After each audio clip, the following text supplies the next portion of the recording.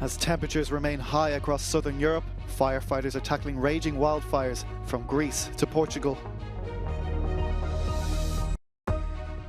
President Volodymyr Zelensky warns government officials and lawmakers that personal enrichment and betrayal will not be tolerated.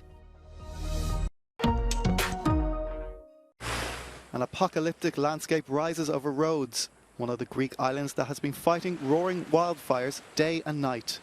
Columns of smoke rise over the coastal town of Kyotari, practically empty after the evacuation of thousands of tourists. On Monday, the fire claimed 3 lives, 2 of them pilots fighting the flames. Strong winds and high temperatures form a dangerous cocktail that threatens the whole of southern Europe. In Croatia, a gigantic fire has broken out near the tourist town of Dubrovnik. The outbreak is more than 5 kilometers long, and more than 130 firefighters are battling the blaze. Fires also mark the news in Sicily. A large forest fire is approaching Palermo, whose airport remained closed this morning after flames reached its perimeter. At least 120 families have been evacuated, and in one town, part of the local landfill is burning. In Portugal, the main setting for the fight against the fire is Sintra Cascais Natural Park west of Lisbon. The flames caught on quickly yesterday afternoon and forced the evacuation of dozens of people. More than 500 firefighters were still on the ground this Wednesday to prevent the flames from returning. In Spain, attention is focused on the flames that broke out on Tuesday in Gran Canaria and forced evacuations of dozens of people. As of Wednesday morning, rescue workers say the situation does appear to be under control. The Mediterranean Sea has hit its highest daily temperature ever recorded as back-to-back extreme heat waves buffet Europe. The average sea surface temperature for the Mediterranean on Monday was 28.4 degrees Celsius, according to the European Copernicus Climate Change Service. The previous record was set on August 23, 2003, at 28.25 Celsius. The findings are yet to be confirmed, but such conditions could be detrimental to marine life. Residents of Kyiv taking advantage of the warm weather, and they're not the only ones. As Ukraine tries to expel Russia from its territory, it's also battling the endemic problem of corruption. A lawmaker has resigned after it was discovered that he allegedly forged health documents, allowing him to leave Ukraine despite a ban on officials traveling abroad during the war. He was spotted holidaying in the Maldives with his family. On Tuesday, President Volodymyr Zelensky warned government officials and lawmakers that personal enrichment and betrayal would not be tolerated. He described the MP's vacation as a betrayal during a time of war. In other news, it's being reported that a former US Marine, Trevor Reed, has been wounded while fighting on the front lines against Russian forces. He made the headlines in 2019 when he was arrested in Russia for allegedly beating 2 policemen. Reed denied the charges but spent 3 years in jail before being released in exchange for a Russian pilot imprisoned in the United States. Locals living along the unrecognized border between Georgia and South Ossetia say there's been a dramatic decrease in Russian troops in the area. Russia backed the self-proclaimed republic when it broke away during Moscow's 2008 war with Georgia. It used to host a military base in Desevyi, but residents in nearby villages say that's no longer the case.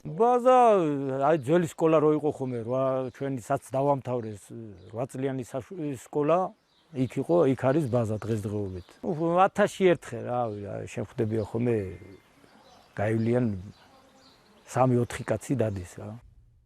Analysts associate the decrease in military activity in the Russian-occupied Tskhinvali region with Moscow's invasion of Ukraine. They believe the Kremlin has sent soldiers based in the region as well as local Ossetian troops to fight on the front line.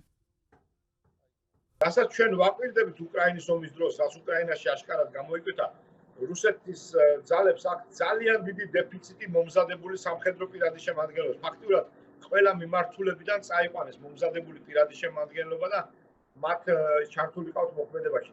იგივე მოხდა ცხინვალის რეგიონში, ეხლა ბაზებს ვინც აკვირდება და ვაკვირდებით, კარგად ვხედავთ, რომ იქ არის ძალიან მინიმალური შემადგენლობა დატოვებული ფაქტიურად. და ეს საოკუპაციო ძალები ქვედანაყოფები გაყვანილია უკვე და დიდი ალბათობით მოქმედებენ უკრაინაში. It's a similar situation in other parts of the occupied region. Russian military bases across the dividing line are visible from areas still controlled by Georgia. Activities at its base in the city of Tskhinvali also appears to have been reduced. Journalists waiting outside the Moscow city court. Ilya Sachkov, founder of a major cybersecurity company, was convicted of treason here on Wednesday and sentenced to 14 years in a high-security penal colony. The case against him was held behind closed doors, but it's believed it was centred on allegations he passed classified information to foreign spies.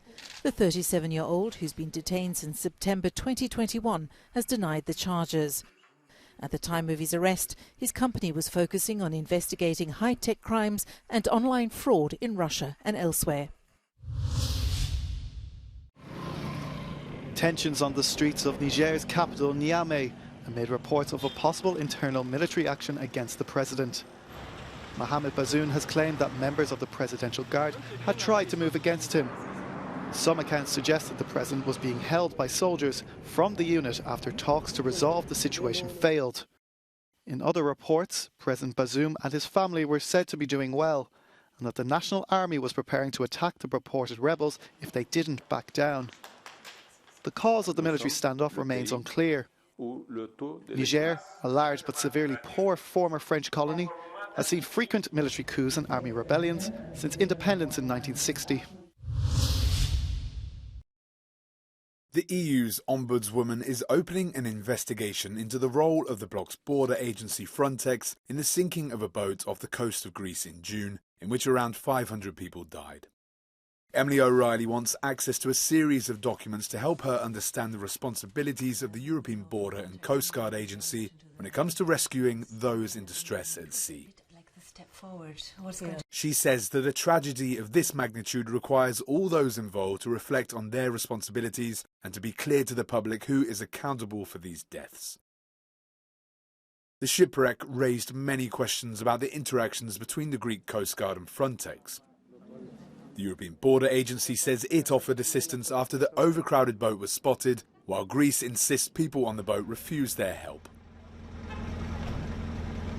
The result was one of the deadliest migrant shipwrecks in recent times.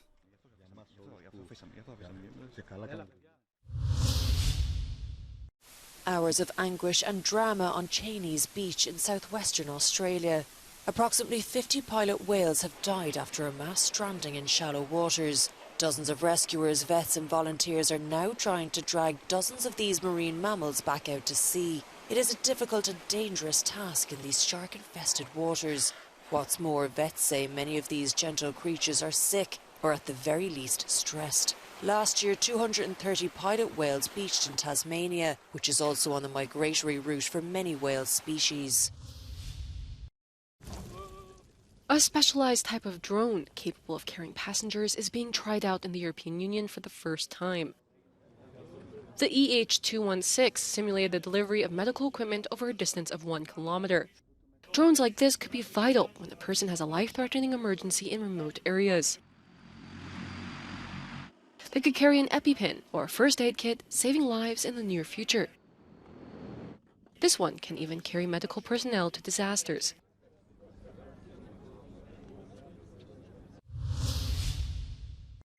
Tragedy in the North Sea. One person has died and several others were injured when a cargo ship carrying some 3,000 vehicles caught fire in Dutch waters. The Panamanian-registered Fremantle Highway was en route to Port Said in Egypt from the German city of Bremerhaven. The vessel was approximately 27 kilometres off Ameland Island when the blaze broke out. The Dutch Coast Guard says 23 members of the crew were evacuated after they tried unsuccessfully to extinguish the flames.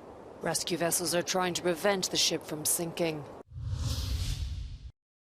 This is Rzeszów, one of the greenest cities in Poland, thanks to a recent push to create more green spaces. They provided a welcome addition during a recent heatwave that pushed temperatures up to 35 degrees Celsius, a steep jump from Poland's July average of 25 degrees. W naszym mieście znajduje się wiele takich miejsc zielonych, zagospodarowanych drzewami, gdzie w takie upalne dni możemy się schronić, no powiedzmy, w każdej chwili. Trees work as natural air conditioners for cities. They create a microclimate that brings temperatures down. Tagging along with a local activist, we tested the difference between temperatures under a tree and in the sun. 43 już. My sadzimy drzewa, miasto sadzi ich jeszcze więcej. Miasto zaczęło dbać o stare drzewa. Polityka miasta bardzo się zmieniła na pozytywną. Darmowe klimatyzatory. Left in direct sun, thermometers can reach up to 70 degrees Celsius. But under a tree, that reading is a lot lower. To na ławce obok może być 70? 26 stopni. No to różnicy prawie 20. Covering the city with as much greenery as possible is the result of a joint project between the city's government and its residents. Zaprosiliśmy mieszkańców do wskazywania, gdzie oni widzieliby te nowe drzewa. To jest ważne, ponieważ jak to mieszkańcy wiedzą najlepiej, gdzie potrzeba im cienia, gdzie potrzeba im tego zielonego koloru. Warto po prostu inwestować w zieleń, żeby życie było przyjaźniejsze, żeby po prostu mieszkańcy czuli komfort i zadowolenie. W tym roku kolejne 1000 drzew, ponad 1000 drzew przybędzie w Rzeszowie. Maintaining and planting trees is one of the forms of mitigating the effects of global warming and heat waves that Europe is facing. Although trees can also fall victim to climate change and resulting events, such as wildfires. Magdalena Hodownik for Euronews from Rzeszów.